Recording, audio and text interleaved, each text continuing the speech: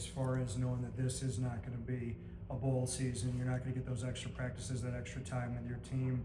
Just how you're evaluating this season. I know you keep talking about building toward the future and what this is going to be toward the future, but the buy-in for the guys, the last couple games for the seniors, to keep them focused and keep them locked in, knowing that you are building toward the future, but some of these guys are going to be playing their last snaps here in the last couple weeks. They understand and they know that we're going to finish out the right way for them. It's important that we do that. Most of the guys, a few that I got to bring into the portal, but most of them I didn't. I wasn't the one that actually got to recruit them, but I made sure that they understood and know that I had an opportunity of keeping them here, and we chose to do that, and we all chose to be here together. So we want to go out the right way with those guys.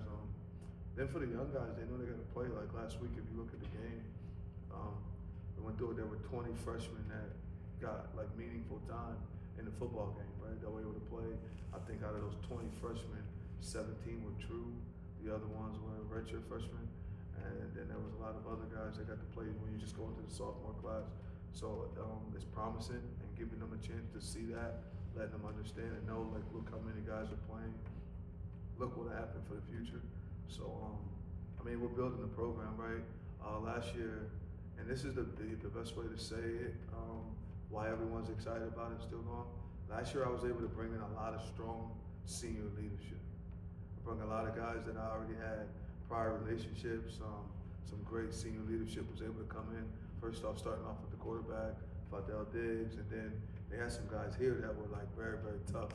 Like I told you guys, I always consider Quint one of the toughest football players I've ever coached. But you had Marlo Wax, you had Justin Barron, then you got Ronnie Gaddison, who's just a workaholic. I was able to have Jackson Meeks come over. So when you lose those guys and all that stuff, like those guys of that nature, the sophomores are still watching them, the guys I brought in. This is what you want it to look like, right? The freshmen that are coming in, you guys seen who left and where it was at. This is why we wanted to look. We're just trying to be able to build it. This is the kind of the down year, in my opinion. Just being down, especially after losing the quarterback. I feel it would have been opposite with the quarterback. And a lot of times you want to make excuses for why we lost so many games. It's never acceptable. But I'm learning so much about being a football coach. I'm learning so much about our football team, our program, coaching staff, players. There's a lot of change that'll be made. There's a lot of things that will happen, and I'm very thankful for it, to be honest with you. I couldn't put it any other way. I wish that we were playing for the community. But I think that our community, our fan base, the alumni, they always deserve to be in a bowl game. But when you're able to sit back and really analyze everything, like, see, I get to do this with Dwight Freeney because he's on the staff with us and we talk and we go through things, and he's played at the highest level, so he understands the game and knows, like, hey, this is a blessing in disguise. But next year, we got to come out and do what's needed for us to do. So I'm very thankful about everything that's going on.